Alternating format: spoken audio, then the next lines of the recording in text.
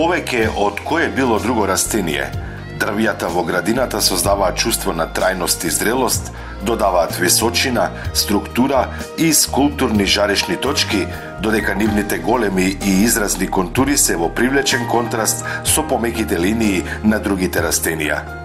Голем е бројот на разни видови дрвја, кои се разликуваат според обликот, бојата и градбата на лисјата, цветовите и корите. Секој од нив има посебна привлечност, од шилестиот столбес кипарис до пламените есенски бои на јапонскиот јавор или шарените стебла на еукалиптусот. Дрвјата може да се одгледуваат на разни начини. Неформалната шума од лески и брези, обкружена со луковичести растенија, природно е убава, додека префинетиот дрворед од црвенолистна бука одговара на формален план. Некои дрвја, како магнолијата, најдобро е да стојат сами како привлечни детали.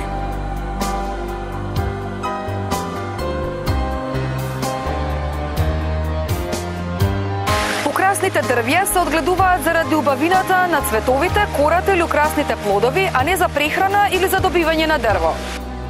Но и многу овошки се украсени со прекрасни цветови и постојат неколку стебла, како украсните јаболкници, тоест малусот, кои носат богат род на плодови за готвење. На сличен начин, нејасна е и разликата и меѓу дрвјата и грмушките. Дрвјата имаат едно стебло, а грмушките, например јоргованот, иако може да достигнат големина на дрво, имаат повеќе стебленца. Дрвјата, општо, се најголеми и најдлготрајни градинарски растенија, па затоа нивното избирање и смастување е една од најважните одлуки при обликувањето на градината. Колку помалку дрвја може да се сместат во една градина, толку е поважен внимателниот избор и сместувањето. Во градина со едно дрво, овие две работи се важни за успех на планот на обликувањето. Општиот изглед на стеблото и посебните особини очигледно се важни, но исто така важни се и соодветноста на градинарската почва, климата и положбата, како и неговата конечна височина, ширина и брзината на растење. Кога ќе одберете дрво, постапката на обликување продолжува со одлуката каде ќе биде посадено.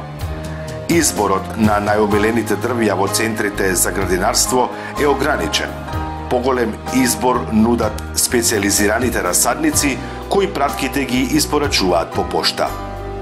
Височината на дрвјата се движи од 1 метар до масивни мамути од 90 метри. Брзината на растење исто така е различно. Од 2,5 см годишно или помалку кај џуџестите и глолисни растенија до 1 метар или повеќе кај некои тополи.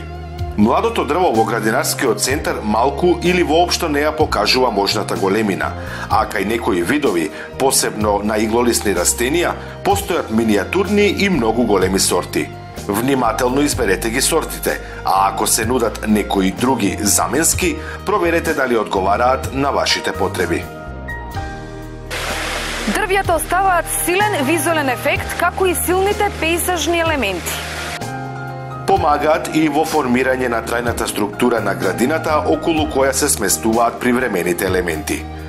Дрвјата може да се употребуваат како живи скулптури. Така засаденото стебло најдобро го нагласува едноставна контрастна поставка. Например, стебло со бледи и прошарани лисја доаѓа до полн израз покрај темно-зелена жива ограда, додека впечатливата зимска шара на оголените гранчиња добро изгледа крај белцит.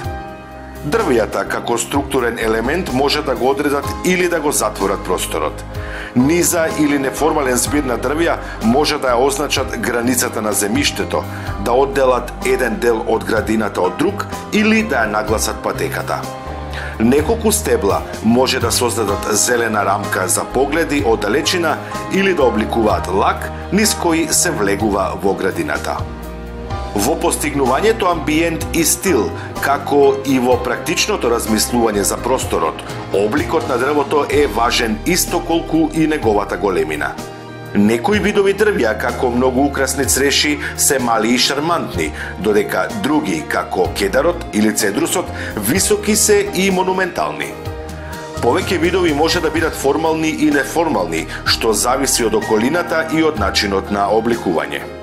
Рустифина има впечатлив архитектонски облик кој е совршен за модерни, поплочени градини, додека наведнатите лисија на многу палми внесуваат богатство во дворот или во зимската градина. Јаребиката и божиковината се дрвја карактеристични за англиските селски градини. Јапонскиот јавор и големата Саликс бабилоника се пригодни за градини од источен тип, додека домашните видови се совршени за диви градиви. Тесните, исправени дрвја одговараат за мали градини, но изгледаат формално, речиси вештачки.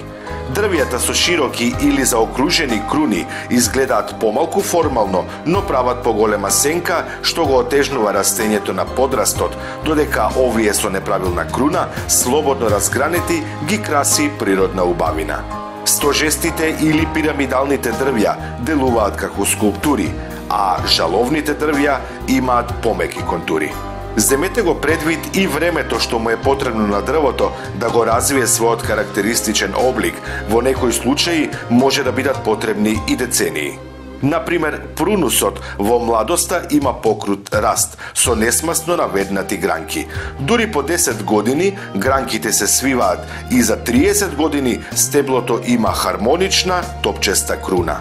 Онаму каде што дозволува просторот, со мешање на контрастни облици на дрвја, можете да создадете динамичност, но со садење на многу дрвја со различни облици, едноставно може да дојде до хаос и нехармонија.